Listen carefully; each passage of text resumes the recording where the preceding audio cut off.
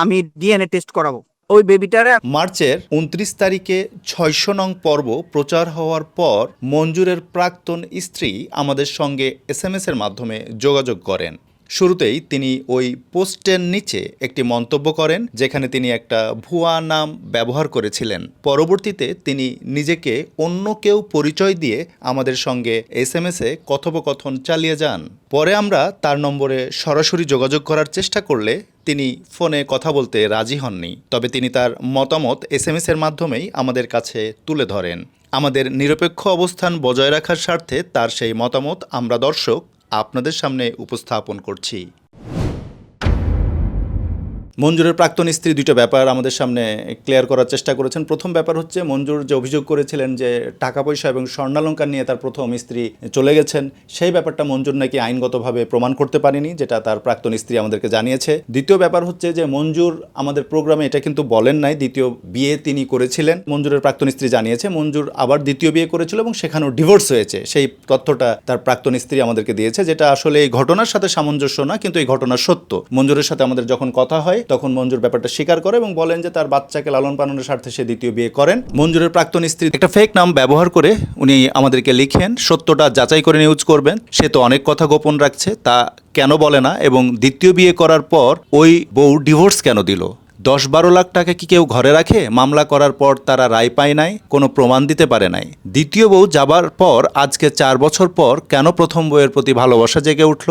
আর কিছু লিখব না, বলতে চাই সত্যটা যাচাই করে নিউজ মিডিয়া করবেন। ধন্যবাদ। আর যাই হোক, অভিনয়টা ভালোই করলো, এমন একটা কমেন্ট আমাদের চোখে পড়ে। এর পরবর্তীতে আমাদের সাথে ওনার কথাবার্তা হয় এসএমএস এর মাধ্যমে, এবং আমরা বারবারই ওনার কাছ থেকে জানতে চেয়েছিলাম যে আপনি তার স্ত্রী ছিলেন যে কিনা চাচাতো ভাইয়ের সাথে চলে গেছিলেন, আপনার হোয়াটসঅ্যাপে আমরা যোগাযোগ করছি, প্লিজ কল ধরুন, এগুলো আমরা রিকোয়েস্ট করছিলাম। তারপরে উনি আমাদেরকে অ্যান্সারে লিখেছেন যে চলে গেছে ৪ বছর আগে, তাকে নিয়ে এত মাতামাতি কেন? তারপর আমরা আবার জানতে চেয়েছিলাম আপনি শুধু বলুন যে আপনি তার চাচাতো ভাইয়ের সাথে গেছেন কিনা, এটা মিথ্যা কিনা। এবং আমরা ওনার বাসার পাশে মসজিদের ইমাম সাহেবের আমরা একটা মন্তব্য পেয়েছি এবং সেখানেও উনি উল্লেখ করেছেন ঘটনাটি সত্য। তো আমরা এটা বারবার জিজ্ঞেস করার পর উনি উত্তরে যেটা বলে যে সে তার চাচাতো ভাইয়ের সাথে শরিয়া আইন অনুযায়ী গেছে, ইমাম সাহেব তো পারিবারিক সমস্যাগুলো জানে না।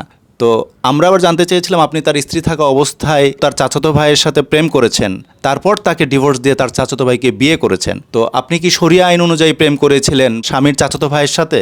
এটা আমরা জানতে চেয়েছিলাম যে আপনি কি শরিয়া আইনের যে কথাটা বললেন, তো আপনি যে সেখানে প্রেম করেছিলেন স্বামীর চাচাতো ভাইয়ের সাথে, সেটা কি শরিয়া আইন অনুযায়ী সঠিক ছিল কিনা আমরা জানতে চেয়েছিলাম ওনার কাছে। পরবর্তীতে উনি আর কোনো উত্তর দেন নাই এবং আমরা বারংবার চেষ্টা করেছি ওনার সাথে কথা বলার জন্য, আমরা সেটারও কোনো উত্তর পাইনি। আমরা চেষ্টা করি যে উভয় পক্ষের মতামত তুলে ধরার জন্য। তো যদিও আমরা তাকে সরাসরি কথা বলার সুযোগ আমরা পাইনি, কিন্তু উনি আমাদের সাথে এসএমএস এর মাধ্যমে ওনার যে কথাগুলো জানিয়েছেন আমরা সেটাই তুলে ধরার চেষ্টা করছি। এবং আমরা এরই পরিপ্রেক্ষিতে মঞ্জুরের সাথে আবারও একটু কথা বলি এবং মঞ্জুর যেই কথাগুলো বলেছে তাও আপনাদের সামনে দর্শক তুলে ধরছি।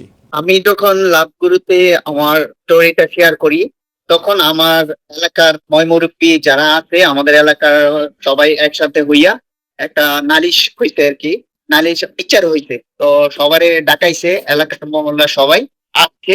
আসার পরে একটা সিদ্ধান্ত হইছে যে যেহেতু আমার চাচাতো ভাইয়ের বাড়ি আমার বাড়ি সেম বাড়ি, তো ও যদি ওর ওয়াইফ নিয়ে আসে তাহলে আমার মেয়ে এই জায়গায় আছে, আমার ছোট মেয়েটা থাকবে কি করে? তো আমাদের মহল্লার সবাই মিলেমিশে বলছে যে চাচাতো ভাইরে বলছে যে তুই আসতে পারবি, কিন্তু তোর ওয়াইফ আসতে পারবো না, এই বাড়িতে আসতে পারবে না, তোর ওয়াইফ নিয়ে আসতে পারবি না। তুই আসতে পারবি, তোর ফ্যামিলিরে দেখতে পারবি, কিন্তু তোর ওয়াইফ এই বাড়িতে আসতে পারবো না। এই কথাগুলো আমাদের মহল্লার যারা ছিল বৈশা, ওরা বলছে আমার চাচাতো ভাইকে। আমার প্রাক্তন স্ত্রী আমার নামে অভিযোগ করছে যে আমি নাকি দ্বিতীয় বিয়ে করছি। হ্যাঁ, আমি বিয়ে করছি। কিসের জন্য বিয়ে করছি? আমার ছোট একটা মেয়ে আছে, মেয়ের কে দেখবে? আমি থাকি বিদেশে, আমার মেয়ে প্রতিদিন কান্না করে। আমি আমি কখন বিয়ে করছি? ও ও ও আমারে ডিভোর্স দিছে, তারপরে সবকিছু ওকে হয়েছে ডিভোর্স। তারপরে আমি ১৩ বছর পরে গিয়ে বিয়ে করছি, ১৩ বছর পরে আমি গিয়ে বিয়ে করছি। আর ডিভোর্স ডিভোর্স সবকিছু কমপ্লিট হওয়ার পরে আমি সবকিছু নিয়ম মাইনা তারপরে আমি সেকেন্ড বিয়ে করি, শুধু আমার মেয়ের জন্য, মেয়েকে দেখাশোনা করার জন্য। আপনার দরকার হলে আমাদের এলাকাবাসী আছে, আমাদের মহল্লার মসজিদ, আমাদের মহল্লার স্কুলের মাঠটা, আমাদের মহল্লার যে ময়মুরব্বী ওদেরকে জিজ্ঞেস করেন যে আমি মঞ্জুর কি ঘটনাটাকে আমি সত্য বলছি না মিথ্যা বলছি। আপনারা এটা জিজ্ঞেস করেন, আপনারা দেখেন 100% সত্য যে আমার সাথে এই ঘটনা ঘটছে। আর আমার প্রাক্তন ওয়াইফ নাকি বলছে যে আমি 4 বছর আগের ঘটনা এখন কেন বলতেছি, এখন কেন এত মাতামাতি। আমি তো ওরে অনেক ভালোবেসে বিয়ে করছি, ওরে বিশ্বাস করে বিয়ে করছি, তো ও চলে গেছে, আমার মনে কি কষ্ট নাই? আর এটা তো কাহিনী হয়েছে 2-2.5 বছর আগে, এটা তো 4 বছর না। 2023-এর জুনে ও চলে গেছে। ওর জন্যই তো আমার জীবনটা শেষ, আমার মেয়ের জীবনটা শেষ, আমার এই পরিস্থিতি, আমি আমি এখন ভালো নাই, সবকিছু শেষ করতে ও।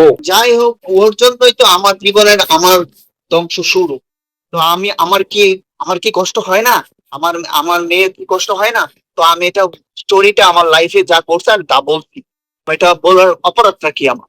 তো আপনারা শুনলেন, আমরা ব্যাপারটা পরিষ্কার করার চেষ্টা করেছি। আশা করি আপনারা ব্যাপারটা বুঝতে পেরেছেন এবং সত্য মিথ্যা অবশ্যই এটা সৃষ্টিকর্তা জানেন এবং যারা যে ঘটনা ঘটিয়েছেন তারা অবশ্যই জানবেন সত্য মিথ্যা। এবং আমরা যতদূর এলাকাবাসী বা দু একজন মানুষের সাথে কথা বলে জেনেছি ব্যাপারটার সত্যতা আমরা পেয়েছি যে আসলেই মঞ্জুরের চাচাতো ভাইয়ের সাথে তার স্ত্রী চলে গেছেন। এবং স্বর্ণালংকার টাকা পয়সার ব্যাপারটা আসলে তার স্ত্রী বলছেন যে মঞ্জুর আইনগতভাবে এটা প্রমাণ করতে পারেনি, রায় তার প্রাক্তন স্ত্রীর পক্ষেই গেছে, মানে এটা প্রমাণ হয়নি যে মঞ্জুরের টাকা এবং স্বর্ণালংকার নিয়ে গেছে, এটা প্রমাণ হয়নি, কিন্তু উনি তার চাচাতো ভাইয়ের সাথেই চলে গেছেন। আর দ্বিতীয় ব্যাপার, মঞ্জুর দ্বিতীয় আরেকটা বিয়ে করেছেন, এই ব্যাপারটা সত্য এবং মঞ্জুরও সেটা স্বীকার করেছেন যে এই বিয়েটাও যেটারও শেষ পর্যন্ত মঞ্জুর ডিভোর্স দিয়েছেন।